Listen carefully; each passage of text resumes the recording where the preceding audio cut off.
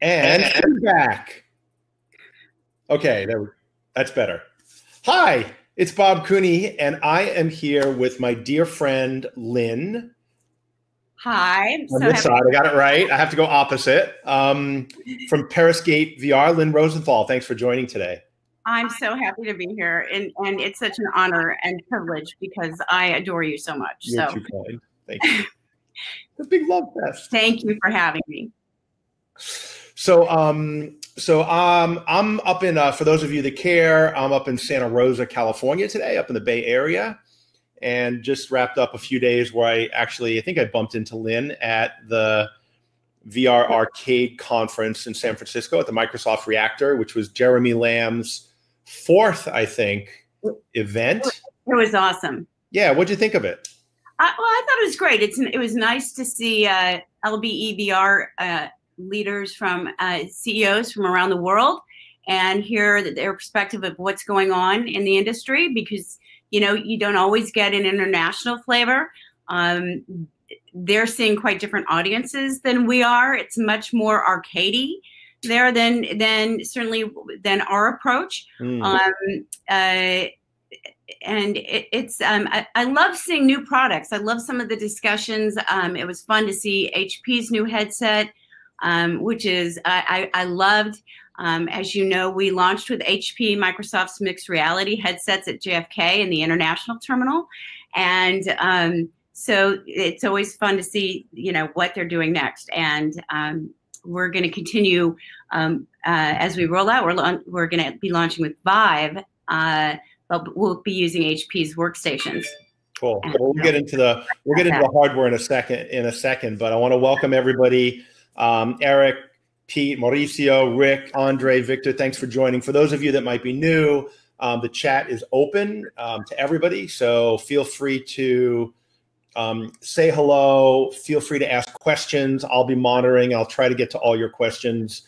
And if I don't, feel free to ask it again if it falls below the fold, because the chat kind of scrolls it up as we go. So hi, Amanda. Thanks for joining. I did move this, so I should say I got an email from my friend Michael Getlin recently when the email announcement went out about the Friday deep dive, and he sent me an email. He says, why is it called Friday deep dive if it's on Thursday? And so I got a lot of feedback from some people in Europe that Friday morning on the West Coast, afternoon on the East Coast is Friday night in Europe.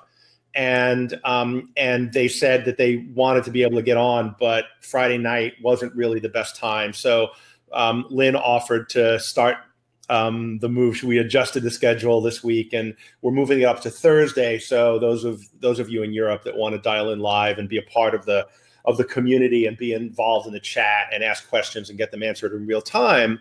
Mauricio is coming in from Brussels right now, and it's 7 p.m. And so.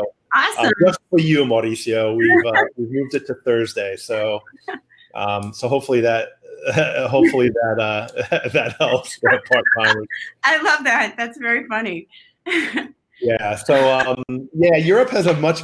I'm just going to say, in my old age, a better work ethic. Like, I think they value balance a little bit better than we do here in America, and the notion of working 24/7. And those startups, I know people that work really long, hard hours everywhere in the world. But I do feel like the Europeans have a better sense of balance than we do here in America. And Lynn was just, as we were getting ready, she was just reflecting on how tired she is. Yes. Because building a startup is hard. It is hard. And it's definitely 7 days a week. And I was sharing with Bob that even when I take a little time off, I ended up going to see the Aurora Borealis, where you stay up all night. Very, brilliant of me. And start with running a startup is also it gives you a lot of energy. So every day there are new discoveries and there's a lot of excitement and a buzz around our office. So it's a fun place to be. Yeah. And I have to say, I love the J.J. Abrams light flare going on in your camera. So don't move it right now. It's very cinematic and Star Trek.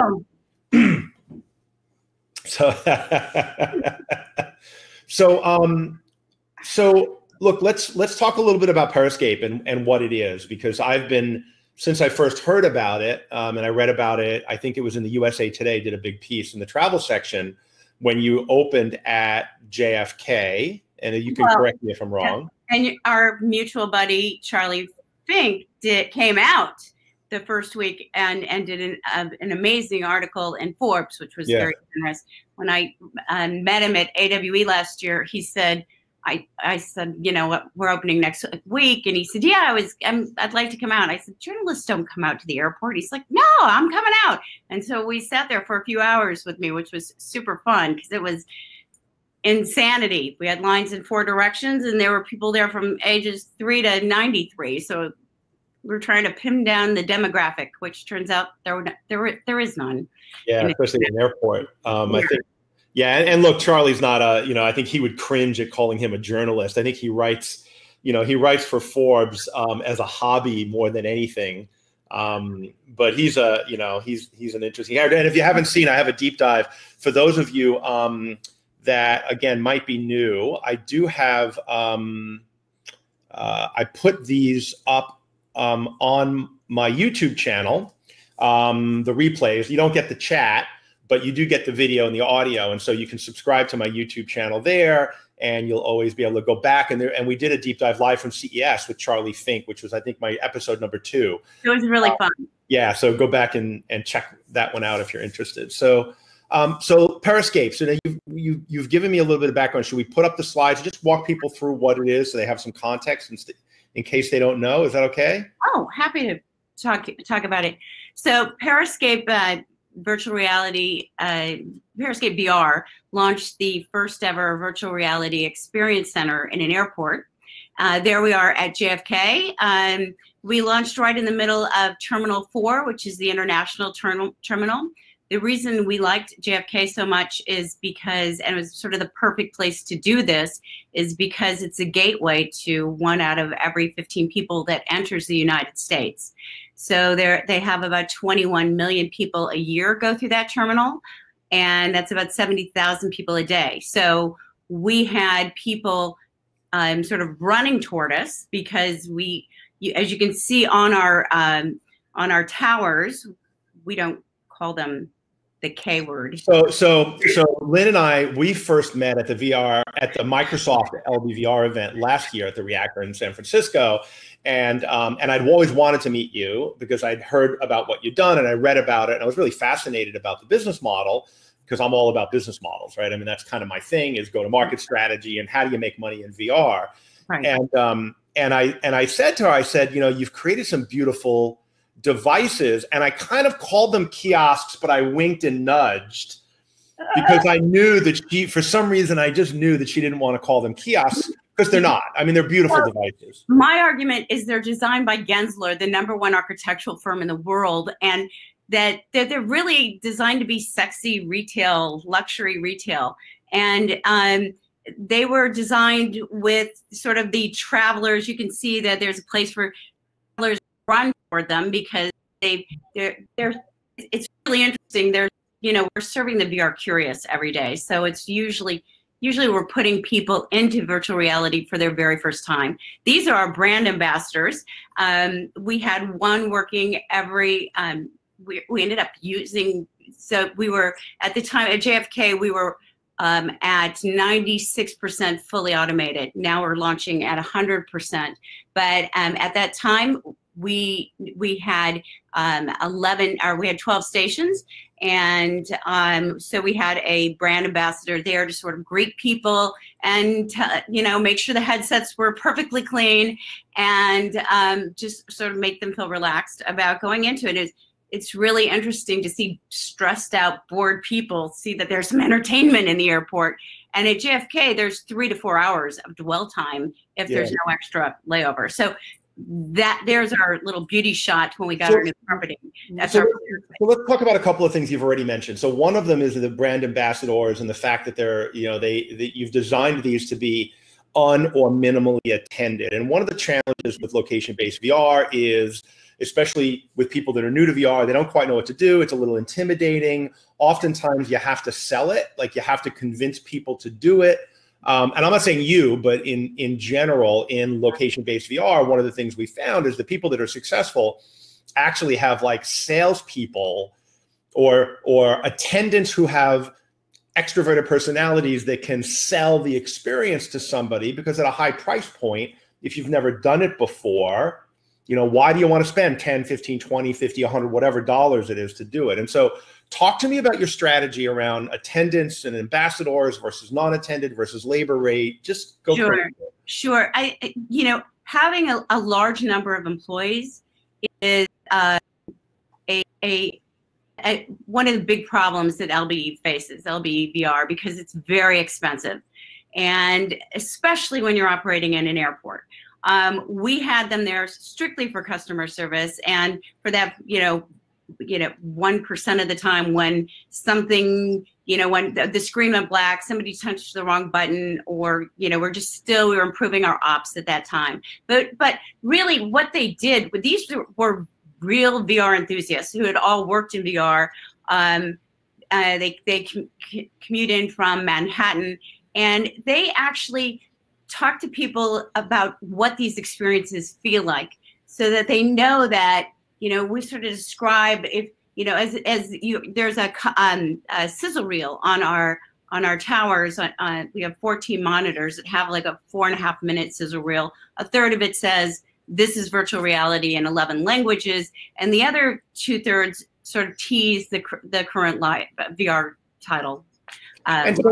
So when they're talking to them, they sort of talk about what it feels like, not what it is. They don't talk about the name of the experience as much as they talk about, oh, that one just, you know, you're underwater, or you're diving into a deep hole, you're floating in space, and they get that it is a blissful experience, and it's really fun to watch people as they come in with what an airport term is airport head. That's a person that has just been walking around, you know, after having food and beverages and done shopping, and really there's nothing to do, and so they see you, and it's like entertainment and VR. So we don't have a problem attracting people to virtual reality. They're there. They have nowhere else to go, and they're dying. They saw virtual reality was there, and they wanted to try something new. Yeah. And so, you know, I think this is why it's really resonated with airports globally, as you know, we're getting ready to roll out to with our travel retail partner, and they all saw that people need to be entertained. I mean, if you have, my first time when I thought of this, I was sitting. I'm one of those stressed out, bored passengers who, like you, Bob, travels a lot, and I was sitting there. There was a blizzard in Chicago, and half of the flights across the country were canceled, including my own. So I went and I got a tequila, because, you know, everybody knows when life gives you limes, you just add the dang tequila. So I'm sitting there thinking, oh my God, this is just so painful. I'm always trying, you know, that last flight trying to get home is always delayed. And so I thought, I have got to come up with a strategy for this particular market segment. And so, you know, I self-funded. So why didn't you just open a massage? Why not a massage kiosk? Well, you know, there were 4 massage companies in Terminal 4, and public massage is some people enjoy it. For me, you know, I'm the girl who wants to be entertained. So I can just tell you that our lines were a little bit longer than theirs, but I think you know, this has really struck a chord with something that travelers want, and they were loud and clear.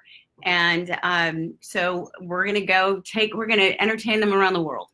So, all right. So so that you bring up an interesting point too, which is, you know, public massage isn't something, and I've thought about that too, is like, do I really want to be massaged in a public place like an airport. And certainly with VR, there are plenty of people who don't want to look awkward doing VR, and that's been a recurring theme going all the way back to the 1990s. And surprisingly, to me, it's still an issue today. So, like, how much of that have you run into, and do you have plans to deal with that?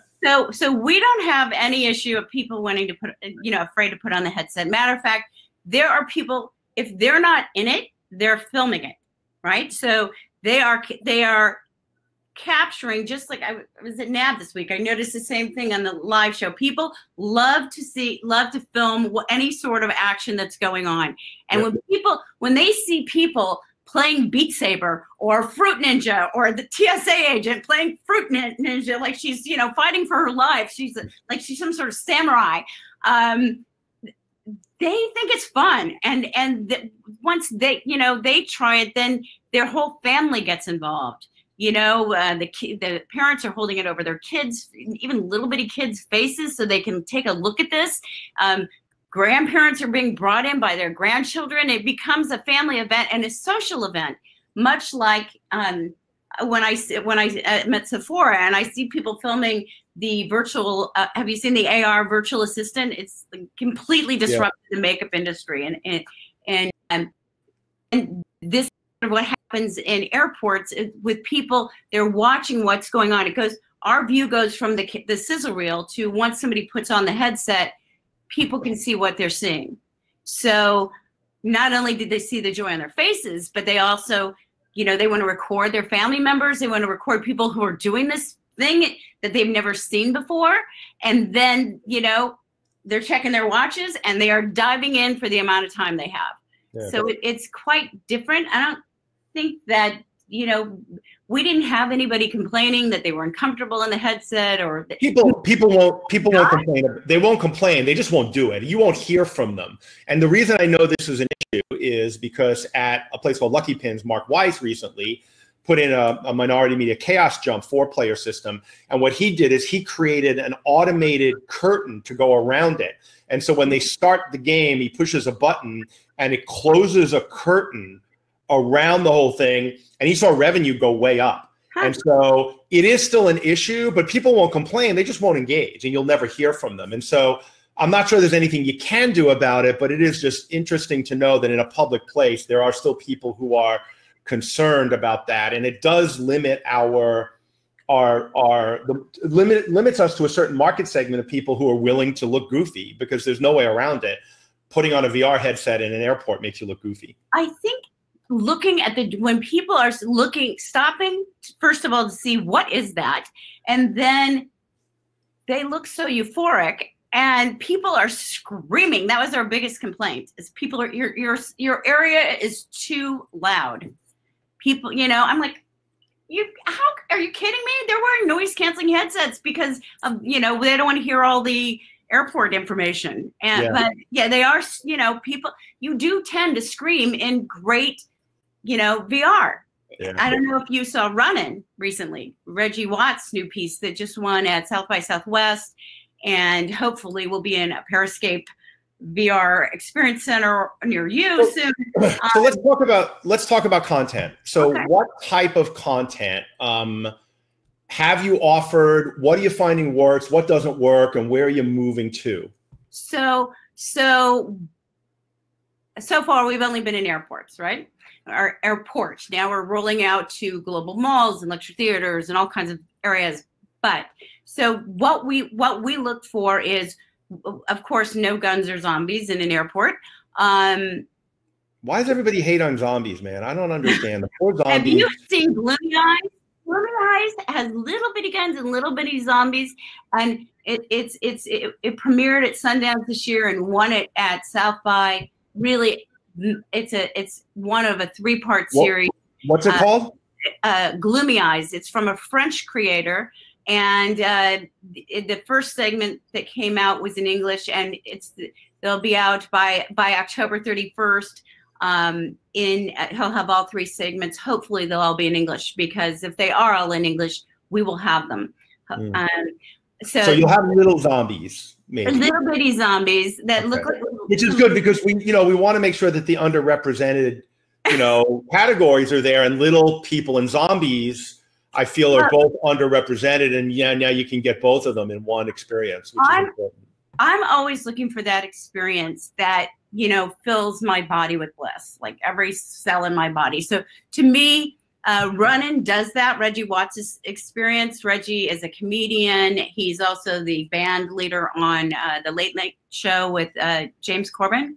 And his new piece made me, I screamed through the entire thing. It took me a minute before I realized how much I was screaming. I was dancing. You're dancing on the ceiling, on the walls, and the song is so amazing. Yeah, and so let's give it context.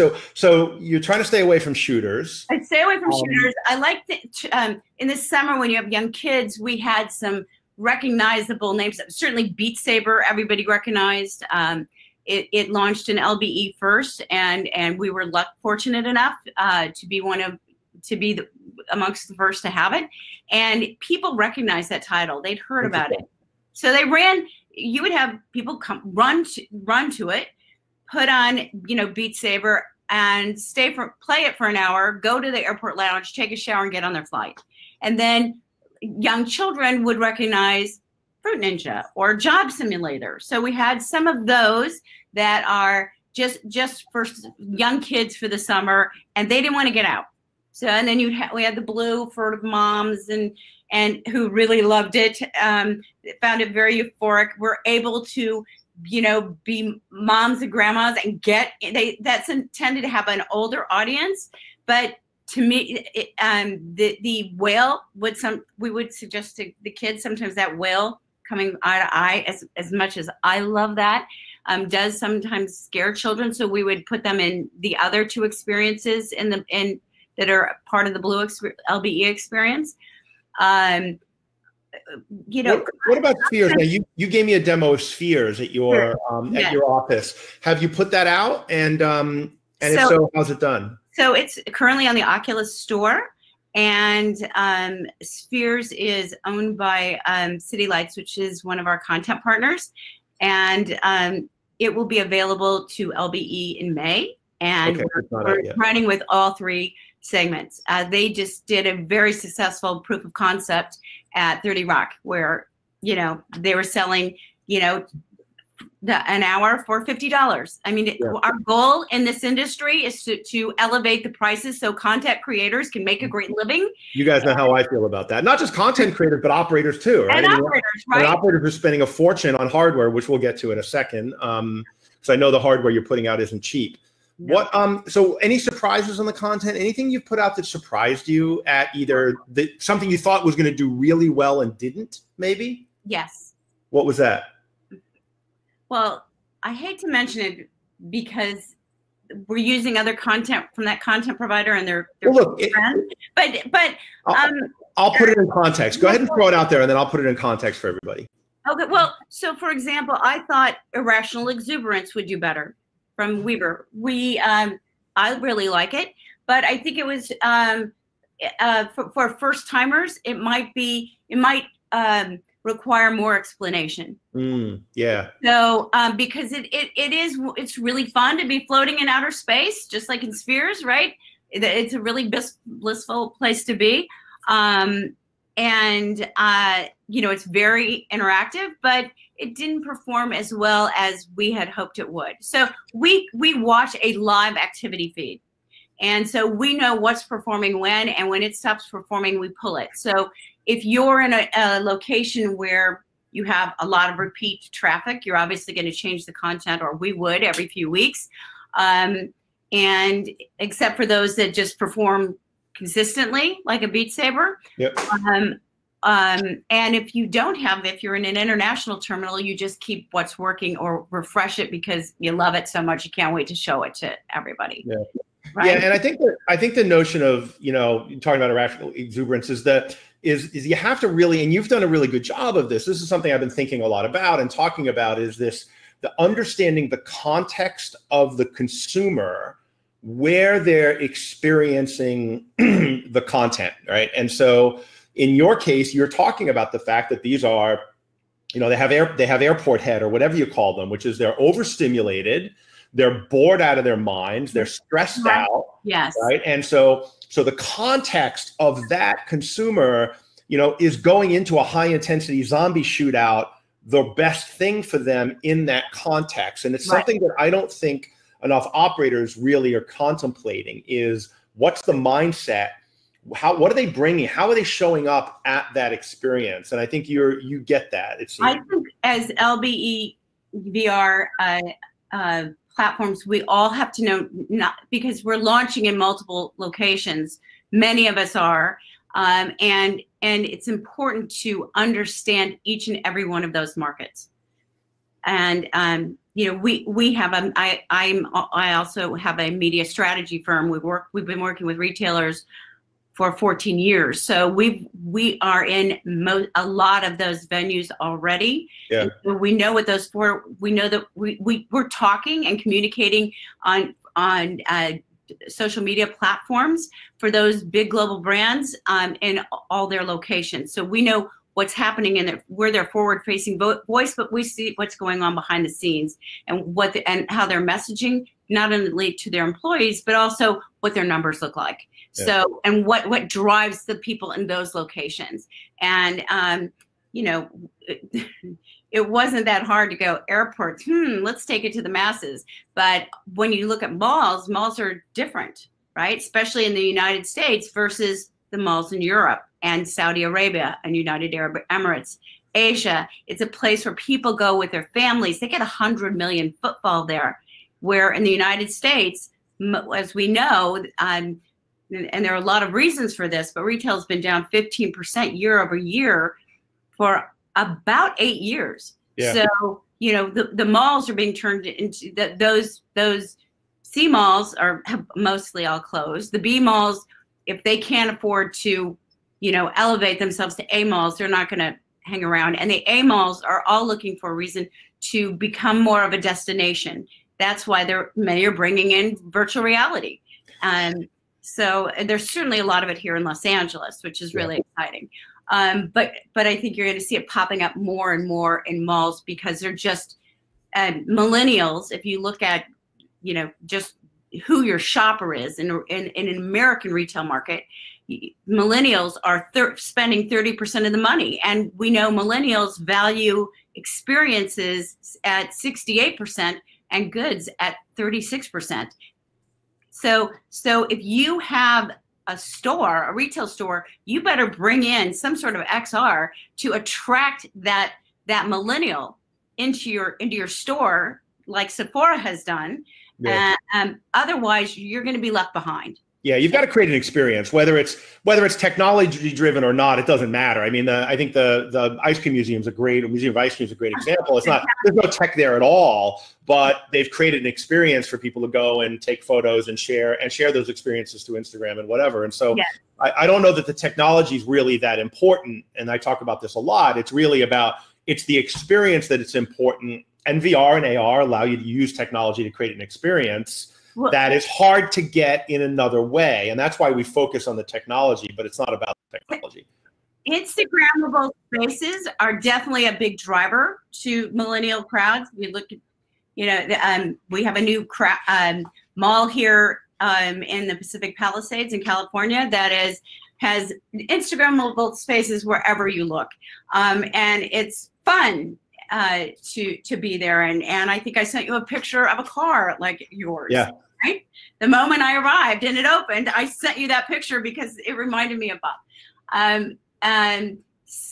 But also what you can do in spaces where you have limited retail space is there are turnkey solutions where you can add hundreds of SKUs with AI or with VR by putting it in there. Macy's just had a huge success in their furniture department. They did a proof of concept in 3 stores, including Herald Square, which is on the 9th floor up in that furniture department. You can sort of smell it going up there. And they brought in a couple of young tech savvy people to do this proof of concept, and they had people bring in 2D renderings. They would quickly render them in real time to 3D, go shopping, get some furniture. Suddenly they'd put them in a Vive. That person could walk through their their new space, their new furniture. Sales were up 60%, returns down 2%. They're rolling out to 100 locations. Wow. And look at Macy's last year where they closed 68 stores. Yeah. So technology, there are inexpensive ways to expand, your inventory, to drive traffic, and yes, Instagrammable spaces like the Museum of Ice Cream and 29 rooms, places like One Dome that have just unique experiences are super fun to go to. Yeah, absolutely. And so let's get to some questions. So one of the first questions that came out was something we talked about right before we started the webinar, which was about hygiene. And Rob asked, I'm jumping the gun, but when possible, interested to hear your thoughts on the hygiene issue, how you handle per user post-use cleaning, and any thoughts on CleanBox's solution, one of many we're considering.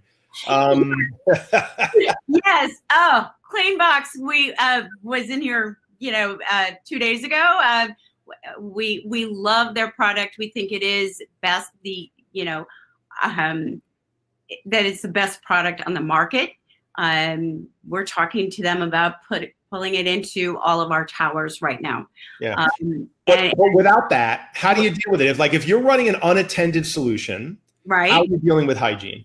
So you've got you're instructing a user on screen to clean their own headset, and you're providing. We're going to hopefully just, right now we're cleaning them between each person that's coming in. Who's we? If it's unattended, who's we?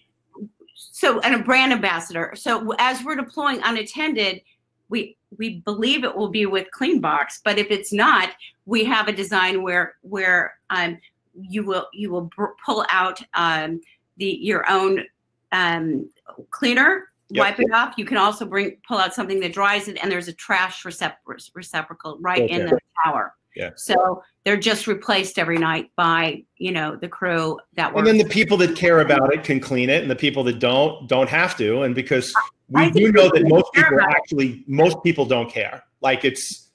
Most people don't care, but some people do. And for those, you give them a solution. I think they should care, and I care. I think I was surprised at Microsoft last week when I heard some LBE VR companies or restaurants that have VR that only clean headsets once a day. And I think that once you have one case of, some bad problem like ocular herpes or pink eye. I don't even think that's a thing, but we're not going to go there. I think then that they're liable. So let me push back and give you some experience on that. So first of all, you can clean them all day long. It's not going to stop people if they get ocular herpes or pink eye or whatever from blaming your headset. So it's not going to stop that. And I'll give you an example of that. In the laser tag business, I had a woman whose son got an eye infection, and she sued me because she was convinced that I was able to transfer bacteria over a beam of light, which I was like, if I could do that, I'd be selling to the military and I'd be a billionaire and I'd be retired somewhere. But like stupid people do stupid shit all the time, and cleaning headsets all day long is not going to stop them from blaming you when they get something. And there's so much, look, the reality. And I'll gross everybody out right now. I mean, if you want to think about it, go to a McDonald's touchscreen, and the fact that they just recently tested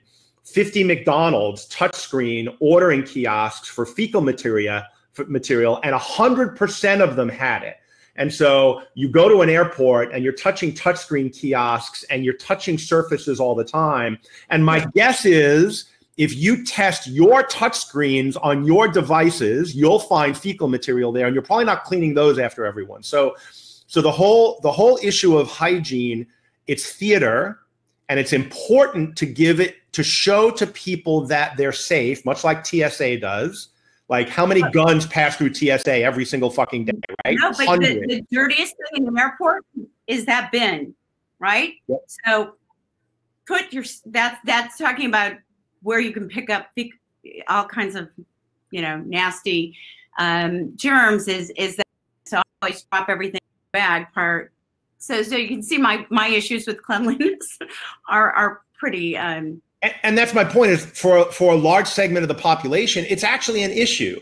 I eat food off like I was walking down the hotel the other day at the Hilton in San Francisco, and I saw a pizza box on the floor next to one of the doors waiting for the trash. I opened it up to see if there was a slice of pizza in there for breakfast. Like, but that's just me. Like, I don't care. I'll eat food off the floor. I don't care. I'll put any headset on. I know what's going on.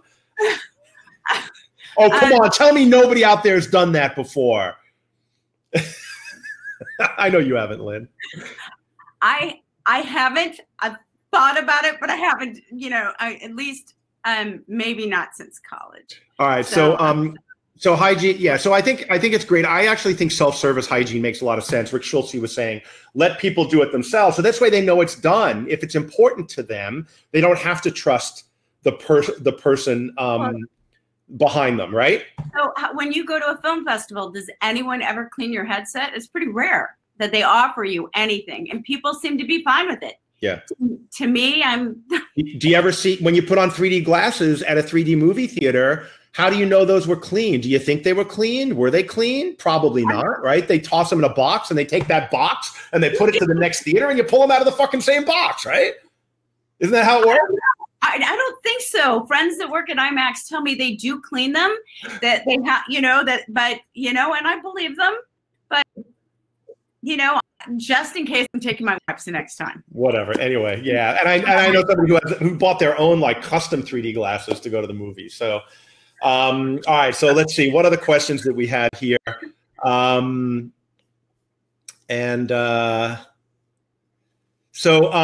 management system. So what do you guys do as far as content management?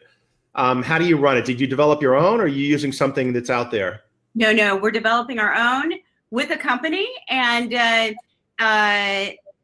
it's big. It's hundreds of hours of engineering, especially since it's fully automated, and you're operating in multiple languages, so that requires being able to operate over the internet, dropping in content, controlling ops over the internet.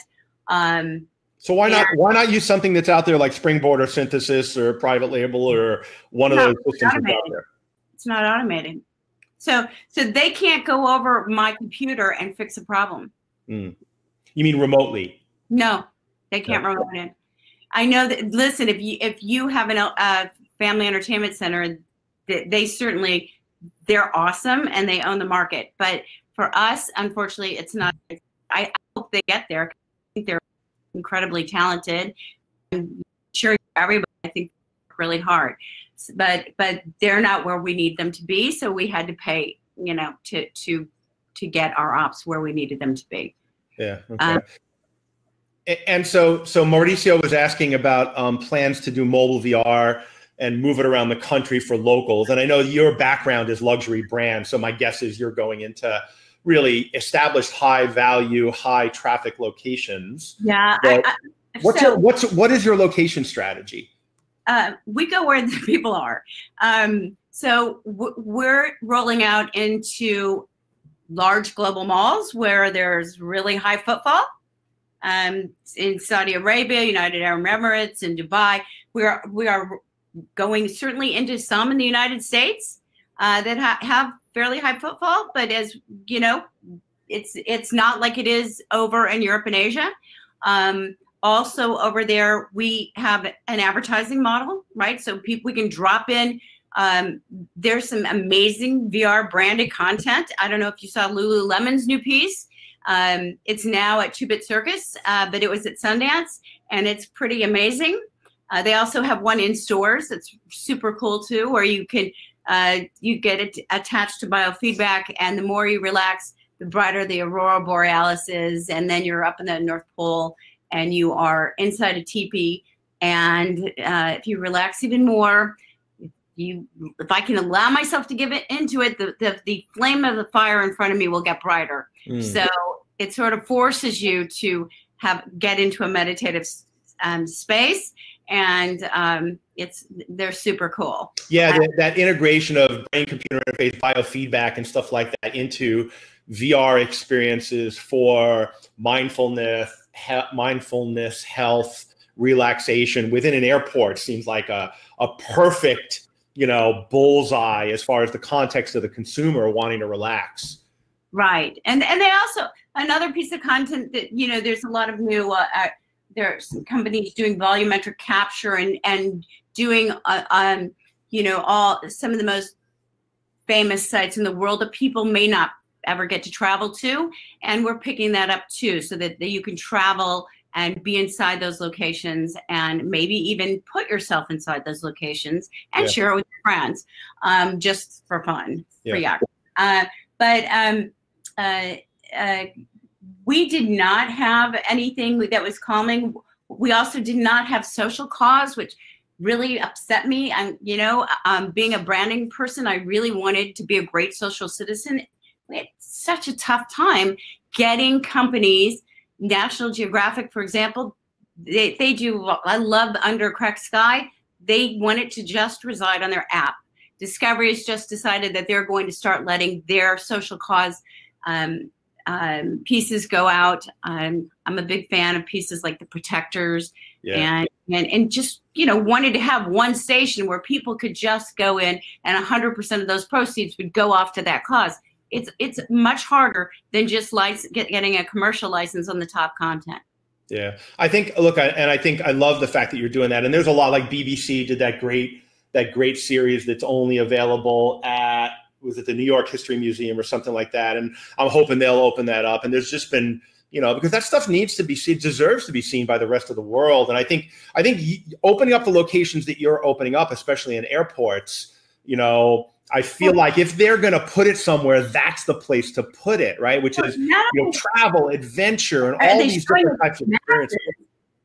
But they're showing they're the masses would get to see go into the places in these and see these causes and what's going on in places, and that's why I love VR so much. And Felix and Paul do that so well, where they take you in there, and same with Concept, and where they take you right in there and put you in the experience. And I can't, I'm a fan of 360, and I really love what they do in social cause. So let's talk about the hardware a little bit. And you mentioned 360, and I know the guys at Positron with the Voyager chair. Yeah. Any thoughts of deploying technology like that? Because I think their chair for 360 videos is absolutely a no-brainer, and I don't know that yours is the right hardware consumer experience you want, like, for a 360 video compared to theirs. It's just my opinion. Any thoughts about deploying other types of hardware? So they're friends, and they're also in the luxury market, and there are venues where we're going, where they'll say, geez, we have 14,000 square feet, and I'd love to fill it with towers, but they would just be empty if you had that, if you filled them. So it gives me this, I'm in this really, it's a unique opportunity for me to be able to bring in friends like Voyager and friends that have, great AI or great AR, and bring them in with me, because it's only gonna, we're all trying to elevate the whole community. And so if you have a great experience and you have some great content that you think should be seen by the masses, we want to, and you're somewhere in the world where I may have missed it, we sure want to hear from you. Yeah, and I know that there's a question about how many locations you're in, and right now you've been at JFK. It's kind of a pilot site for you, right? Where you've been working out the bugs and the hardware, the software, and so what's the plan? I know you have a 2.0, which you sent me a slide of, which I'm going to pull up now. Right. And then talk about the learnings from the first hardware, and how that's going to go into your next, your next piece of hardware. The first hardware was from the concept, once we selected JFK, to them saying, we really want you here to be first week of June, because that's the busy season. Can you get here? It was 6 weeks. Wow. We had the design, And so we actually installed it at JFK. We had our fabricators there. We had a company operating our monitors. It was built. There was a 30-hour installation. I don't want to stay up that long anymore, Paul. Yeah. So, you know, when you're in the weeds, you get pretty smart pretty quick. And we were getting distress calls from the B gates where there was a 12-hour layover due to weather down at, you know, and Delta wanted to know if we could send down some terminals. They were 250 pounds, right? You can't. So the Gensler 2.0 design ships, they ship plug and play. They're one side, right? If you want 4 sides, you just buy 4 and snap them together. It takes about 10 minutes. Okay. They're easy to move on a hand truck. And they're just plug and, you know, it's super simple. They connect to Wi-Fi and they're all self-charging and, you know, just super easy. This is what you're looking at.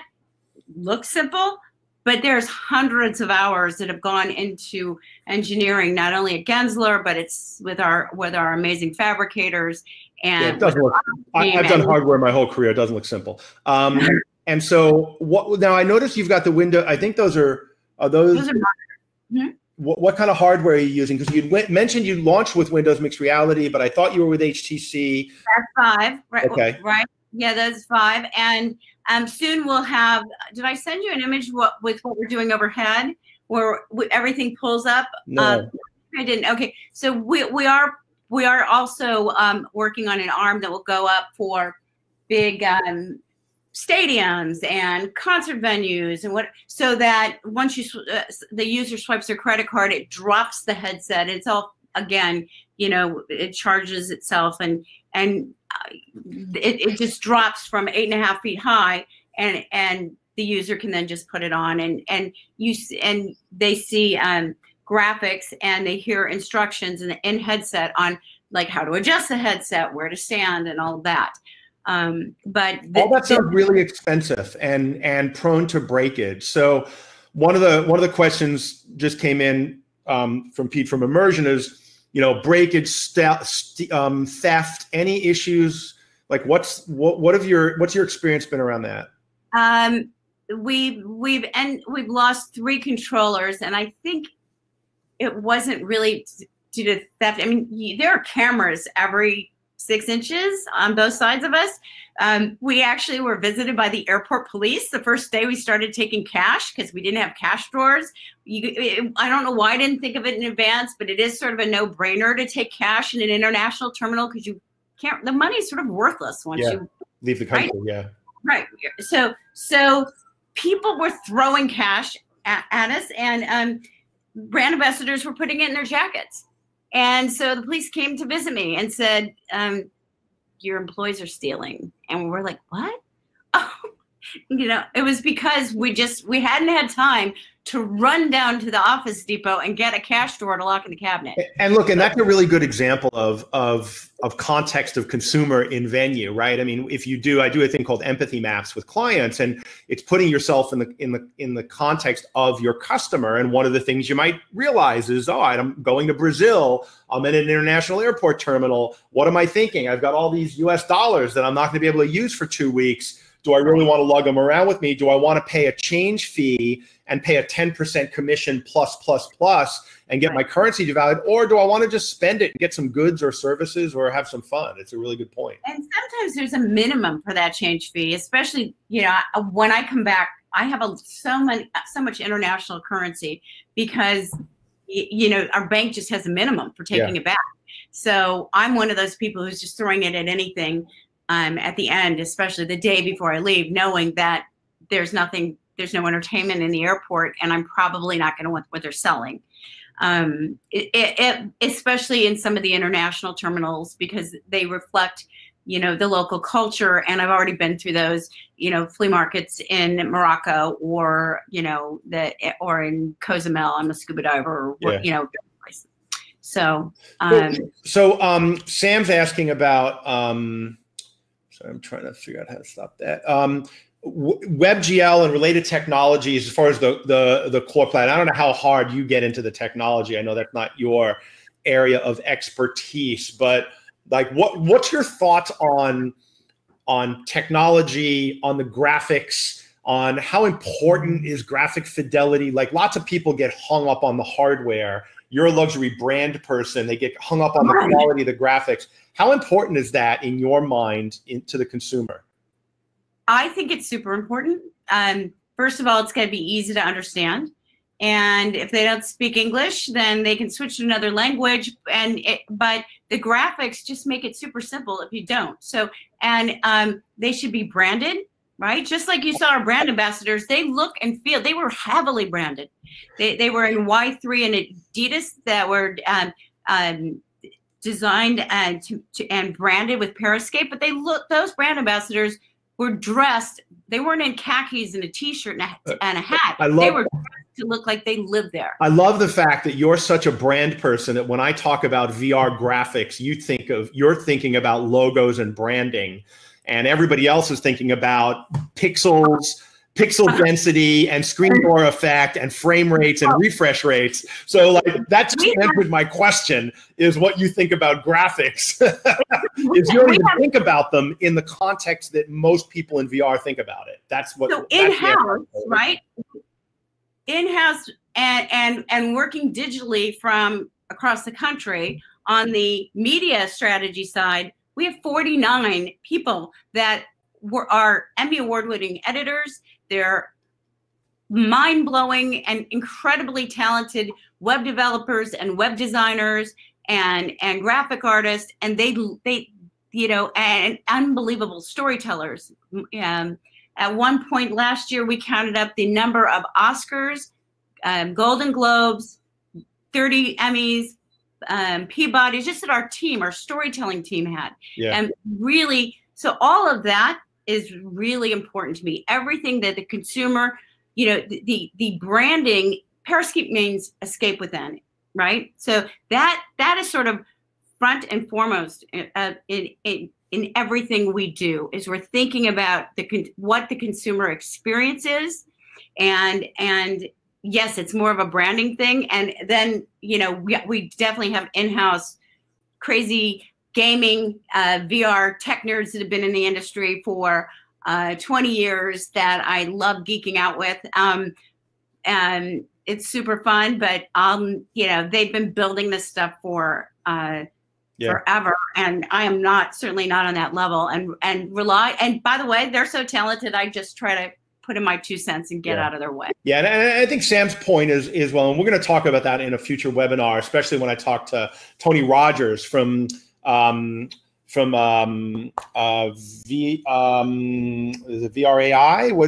Where's Tony from?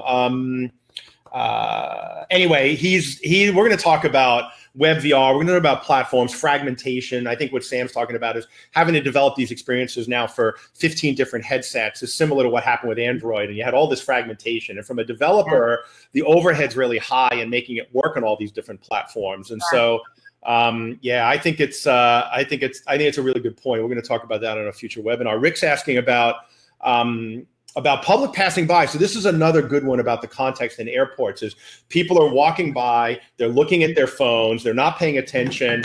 I'm in a headset, I can't see what's going on. I'm playing Beat Saber and I'm going like this. Do you have issues? Like, I know that the area isn't roped off. Do you have people blindly wandering in and getting smacked by controllers? Actually, there are ropes on 2 sides. Okay. So yeah, so we have not had anyone taken out yet, nor have they taken out a family member that gets in really close with their cell phones, and yeah, it's not been an issue, thank God. Okay. Let's talk about advertising. So I get a lot of questions about advertising and media and sponsors, and I spent a few years at ECAS, which was one of the creators of the Internet Broadband Digital Jukebox, and we built an advertising platform on it, and we were selling to all these brands and agencies, and it was really freaking hard. New media, out-of-home media is hard to sell. Now, we were also on these tiny touchscreens in the back of dingy bars across America. You know, you're in these high-profile, ad-driven businesses, but places where guys like JD Decaux and big companies like that control it. Talk a little bit about your view of the media opportunity and how are you going to monetize that, and how might other people play in that space if they're interested in it? JC Decaux and the Clear Channel do control a lot of the airports in the Americas and Europe. That's it. They don't. Small market. America's in Europe, like that's. Asia is a big market. Yeah. You know, we're. But you're in Terminal 4 at JFK, so there's a huge media opportunity there. How are you taking advantage of that? So we're talking to JC Decaux. So you have to partner. And the Clear Channel about what a partnership might look like here. So our 14 screens at JFK are worth about $3.5 million a year in that one terminal. Yep. So imagine that's media value, right? Yeah. So you know, JC Decaux goes in, they spend $100 million for that terminal. They then go sell the advertising, and they give the airport back 70%. Yeah. So their answer, you know, when I first started talking to them, they were like, "Why would I give you part of my 30%?" And I'm like, because you aren't reaching the customers. You know, big global brands, most all of them have a VR budget now, and they're making some pretty awesome virtual reality. And by the way, that's a missed opportunity. I was just at the airport conference where, you know, we met with all of them, and the airports too would love to see it. Wouldn't it be great to? And some of the airports are starting to negotiate some of those rights out of their JC Decaux contracts, where they take certain brands, they have Coca-Cola porn rights, whatever, and they're just taking it out. Where then when we go in there, we can put in Coca-Cola's virtual reality.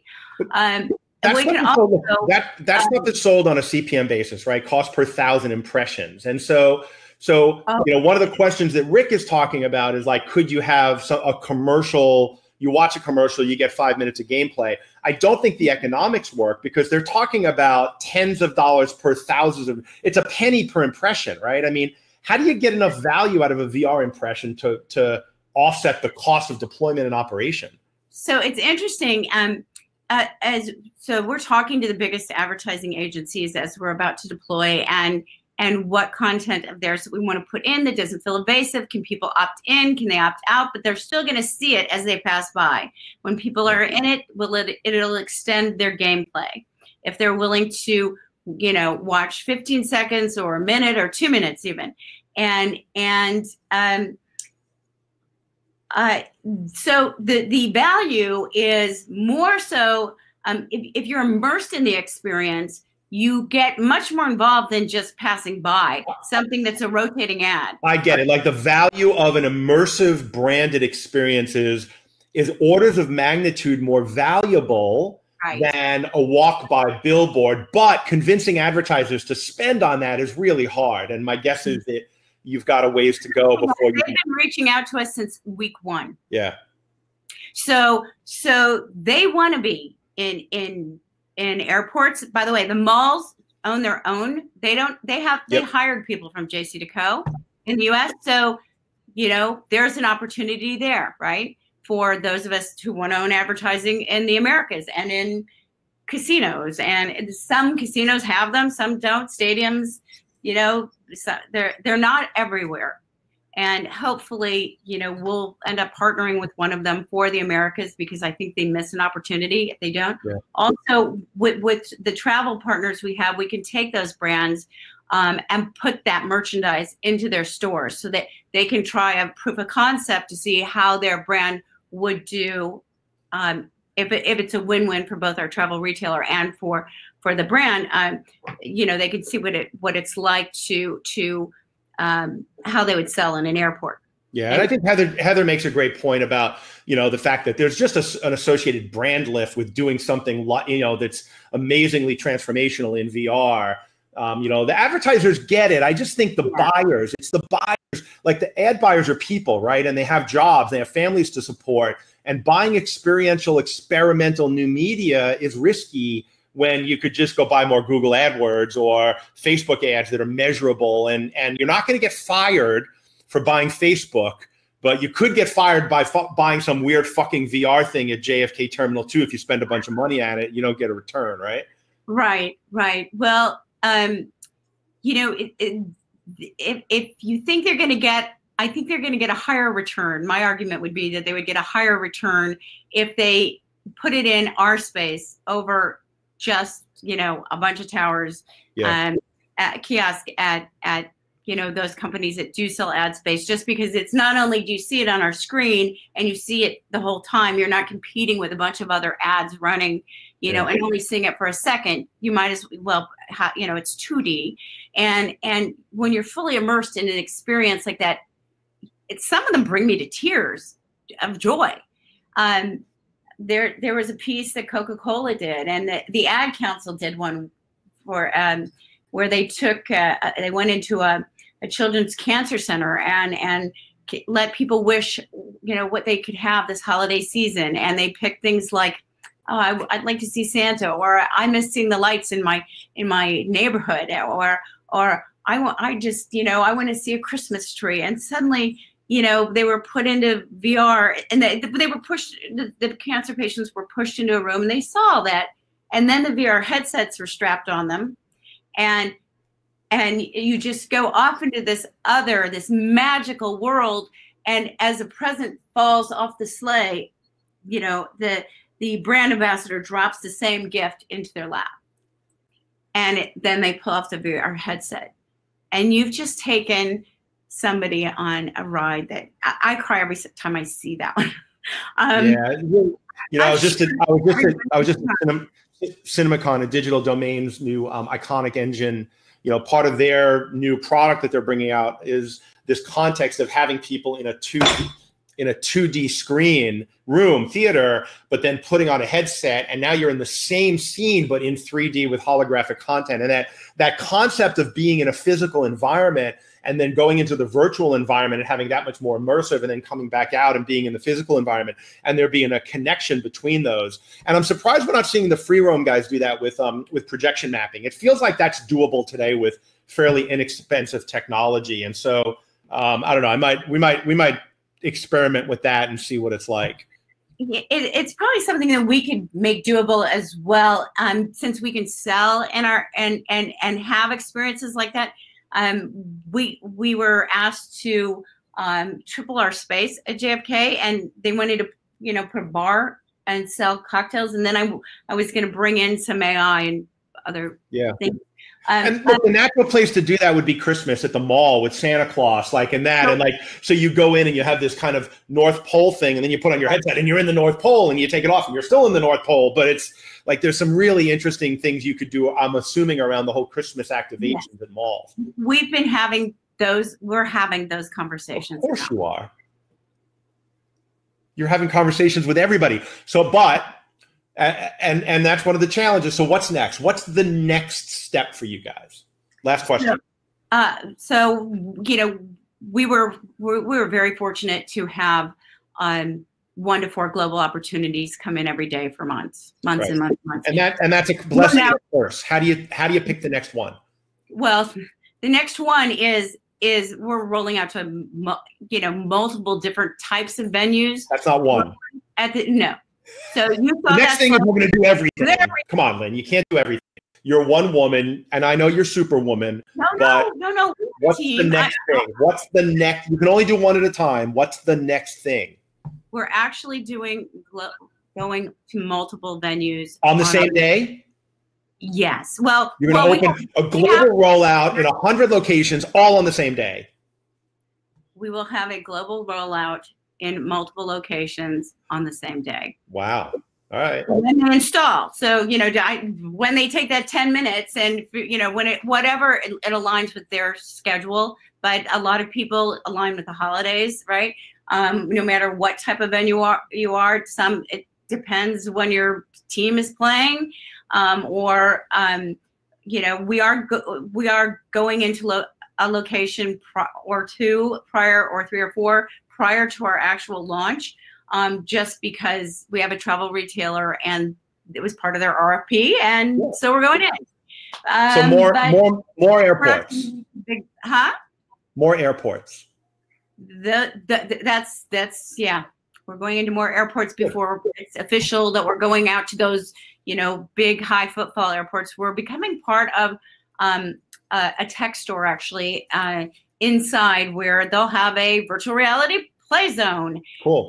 And so, you know, the one nice thing about being one-sided or two-sided or three-sided or four-sided and being fully automated is you can pretty much drop us anywhere. We can go out with a rock band. We can, you know, we can go out with So from a go-to-market strategy, are you selling these things, or are you going to open more things you operate yourself, or what's your go-to-market strategy? So we will sell them. We franchise them, where we still control ops and content. And then we will license them where we own them, and we'll lease them to you, or we'll own them, and then we own everything. So we've started a series. All the above. We're doing everything. Yeah. Well, you're a crazy woman. No, I have an amazing team, and they're biz dev experts, and so that's, you know, on their plate, and there's nobody better to do it than who we have. So we're, you know, again, I just put in my 2 cents and get out of their way, hand it over, and they go, you know, do their biz dev thing. Great leadership advice. Lynn from Periscape, one of my favorite personalities in the industry. For more information, Periscape VR, PR. I'll put it in the chat in case you haven't figured it out yet. Yeah, VR.com. And last words. Bob, I adore you, and thanks everybody who showed up. If you have any other questions, you know, link in with me. I'll try to provide you with an answer. And if you have great content, you know, reach out, say hi. I